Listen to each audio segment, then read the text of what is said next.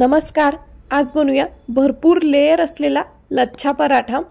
स्कूलमध्ये मुलांनी कोणाच्या तरी डब्यामध्ये पाहिला असेल आणि घरी येऊन 2-3 दिवसापासून मुलं म्हणत होती की लच्छा पराठा बनव. मग म्हटलं की चला आज त्यांच्यासाठी लच्छा पराठा बनवूया आणि रेसिपी सुद्धा तुमच्याशी शेअर करूया. अगदी साधी सोपी रेसिपी आहे आणि बघू शकताय की या लच्छा पराठ्याला किती छान लेयर आलेले आहेत आणि खूप टेस्टी होतो हा पराठा.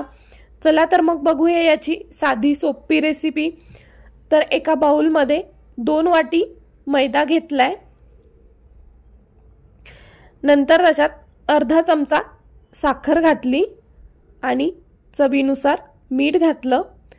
आता इथे मी कोमट पाणी घेतले. खूप जास्त गरम किंवा गार पाणी घ्यायचं नाही, कोमट पाणी घ्यायचं आणि पाणी टाकून पीठ भिजवून घ्यायचंय.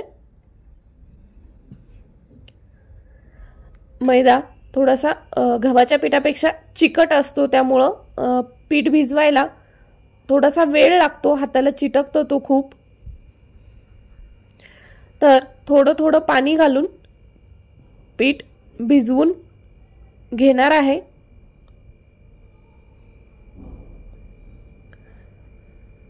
पाच ते 6 मिनिटं लागली आणि पिठाचा गोळा बनवून घेतला. शेवटी त्याच्यावर 1 चमचा तेल घातलं आणि पुन्हा एकदा 2-3 मिनिटांसाठी मळून घेतलं.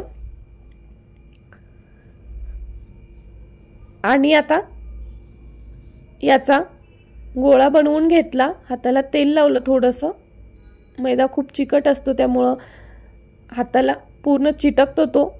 बघा अशा पद्धतीने याचा गोळा बनवून घेतला. खूप जास्त मऊ करायचं नाहीये ते.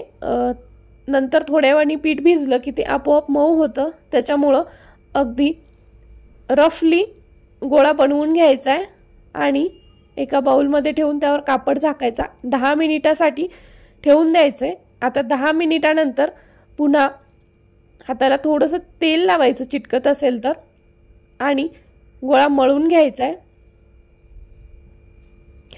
छान 6 ते 7 मिनिटं अशाच पद्धतीने एकदम मऊ होईपर्यंत पीठ हे मळून घ्यायचं आहे. पीठ छान मऊ झालं तर पराठा सुद्धा एकदम सॉफ्ट आणि टेस्टी होतो. तर बघा अशा पद्धतीने 7 ते 8 मिनिटं मळून हा गोळा छान मऊ बनवून घेतलाय. आता याचे 3 गोळे बनवून घेतले आणि आता मैदा लावून लाटून घ्यायचंय. मैदा मळल्यानंतर लवचिक होतो, त्यामुळे लाटायला वेळ लागतो. पण लाटते वेळी अगदी पातळ लाटायचं आहे. जेवढं जमेल तेवढं पातळ लाटायचं, एकदम जाड लाटायचं नाहीये, नाहीतर मग लेयर येणार नाहीत लच्छा पराठ्याला. आणि बघा आता हे एकदम पातळ असं लाटून घेतलंय.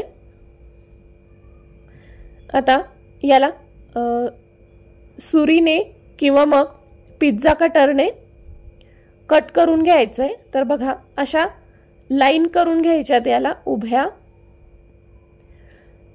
सुरीपेक्षा पिझ्झा कटरनी सोपं पडतं आणि एकसारख्या लाईन सुद्धा पाडल्या जातात. तर बघा आता पूर्ण कट करून झालाय. आता याच्यावर बटर लावायचं आहे. बटर नसेल तर तूपही लावू शकता. बटरमुळे टेस्टी लागतो पराठा. आणि नंतर याच्यावर मैदा टाकायचा आहे.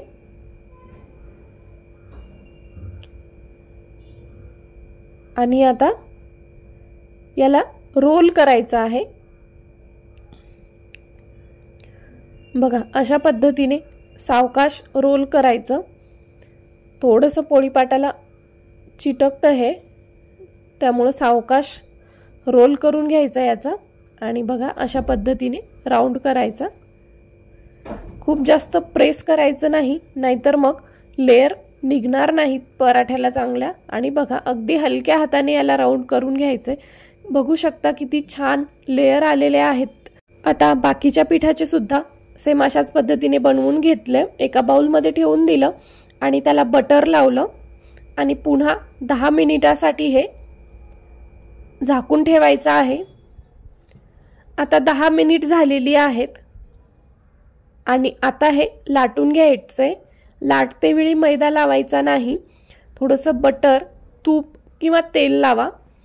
तर मी इथे बटर लावलंय आणि अगदी हलक्या हाताने हे लाटायचं आहे, नाहीतर लेयर सगळे एकमेकाला चिटकतात आणि असे मोकळे मोकळे लेयर होत नाहीत जर दाबून लाटलं तर. त्याच्यामुळं अगदी हलक्या हाताने लाटायचं. व्हिडिओत बघू शकता की अगदी हलक्या हाताने याला पसरवायचं आहे. पोळीपाटाला चिपकत असेल तर बटर किंवा तूप लावा. आणि बघा आता हलक्या हाताने हे लाटून झाले आणि आता भाजून घेऊ. तर आता तवा गरम झालाय. आता तव्यावरती हा पराठा टाकला आणि मस्त लो टू मीडियम गॅसच्या फ्लेमवरती पराठा खरपूस भाजून घ्यायचा आहे. भाजते वेळी इथे मी बटर लावलेला आहे. बटरमुळे टेस्टी लागतो पराठा. तर बटर लावून मस्त दोन्ही साईडने खरपूस भाजून घेणार आहे. अगदी हॉटेलसारखा झाला आहे असं मी म्हणणार नाही, कारण की हॉटेलमध्ये त्यांना रोज बनवून सवय असते आणि आपण कधीतरी बनवतो, त्यामुळे रोज बनवण्याला आणि कधीतरी बनवण्याला फरक आहे. एखादी गोष्ट जर रोज बनवण्यात आली तर प्रॅक्टिस होऊन अगदी परफेक्ट जमते, पण आपण रोज काही बनवत नाही असा लच्छा पराठा. तरी पण खूप छान होतो हा लच्छा पराठा आणि खूप सुंदर लेयर येतात याला आणि मस्त खरपूस भाजून झालाय. आणि बघू शकता तुम्ही किती छान लेयर आलेले आहेत या लच्छा पराठ्याला आणि खूप सुंदर हा पराठा झालेला आहे. तर बाकीचे पराठे सुद्धा सेम अशाच पद्धतीने मस्त बटर लावून खरपूस भाजून घेतले आणि पराठा गरम आहे तोपर्यंतच याला हाताने लेयर याच्या मोकळ्या करायच्या आहेत. म्हणजे हाताने असं त्याला थोडंसं प्रेस करून घ्यायचं आहे. बघा व्हिडिओत दाखवल्याप्रमाणे याला हाताने थोडंसं अशा पद्धतीने लेयर मोकळ्या करून घ्यायच्या. हे गरम आहेत पराठा तेव्हाच करायचं, म्हणजे छान लेयर मोकळ्या होतात. आणि बघा कसल्या मस्त लेयर सुटलेल्या आहेत पराठ्याला. खूप सुंदर असा लच्छा पराठा झालेला आहे. एखादी पनीरची भाजी, छोलेची भाजी बनवली तर खूप टेस्टी लागतो हा लच्छा पराठा. माझ्या मुलांना तर शेजवान चटणी बरोबरच हा पराठा खूप आवडतो. बघा खूप सुंदर लेयर पडलेले आहेत या पराठ्याला. नेहमी हॉटेलात जाऊन लच्छा पराठा खाण्यापेक्षा या साध्या सोप्या पद्धतीने तुम्ही घरी लच्छा पराठा बनवू शकता. चला तर मग ही साधी सोपी लच्छा पराठा रेसिपी एकदा नक्की ट्राय करा. लहानांपासून मोठ्यांपर्यंत नक्की आवडेल. हा व्हिडिओ आवडला तर व्हिडिओला लाईक, शेअर आणि चॅनेलला सबस्क्राईब करा अशाच छान छान व्हेज रेसिपीजसाठी. आणि व्हिडिओ पाहिल्याबद्दल धन्यवाद.